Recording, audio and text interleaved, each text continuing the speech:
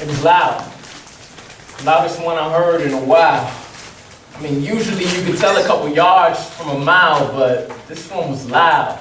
I could even hear the crowd, the screams and the shouts, the yells from the pops, the shells and the shots, the ducks and the drops, and I'm in the house. Something went down. I put down my controller and look over past my shoulder listening, pausing the game and hearing them tripping, so I'm getting up. I want to go back to college, but summer's getting rough, and outside somebody got a better chance of getting cut up. You gotta be tough or put on an appearance. I open my blind and I'm staring at a crowd of people getting up. I turn on my light, the ceiling fan begins to spin. I'm wondering if I should involve myself in all this crazy stuff, but I want to know what's up, so I open the screen and summer sunlight hits me so mean. The heat is mixed with the screens. There's blood on the creaks of the sidewalk, sliding down like red water from human sprinklers. The ground in my lungs slowly drinks a curse. I'm looking around, adjusting to the shouts and the screams and the running, cussing, and I wonder if they still bussin', but I hear nothing except running, so I'm walking slowly, looking while the crowd is quickly booking and little kids are running. They're running away from something, but some are running towards it. Folks are calling EMS, I hope they don't ignore it. I turn my head and fix my eyes, and all the shouts and screams begin to fade. My stomach drops into the shade. In my head, I start to pray. I finally notice what they're running towards and running from. Another victim of a gun, another child of the slums.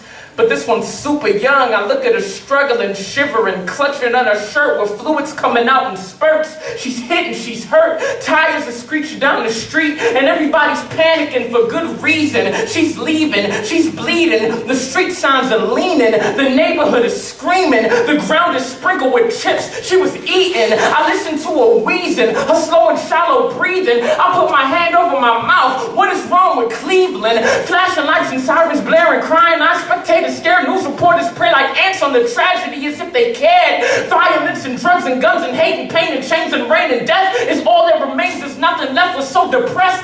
Everybody's down now and everybody's pissed. A lot of folks are breathing, but no one seems to live. A lot of folks had hurt. A lot of folks seen pain. A lot of folks seen death, but no one seems to change. A little girl was slain today. She starts the 7th grade today. Her mother's feeling pain today. Her family's in strain today. A flower by a light pole and a teddy bear in picture and a bunch of flowers by a sign that says we're gonna miss her. But maybe while we miss her, maybe we can take steps to see that a bullet would never take more innocent breath. Maybe if our city has innocence left, we can find community and get our little kids back. Maybe we can relearn how to be black and be bold and find hope instead of being so sad and so cold. Maybe we can rebuild if we give it all we got, but everything we do only proves maybe not.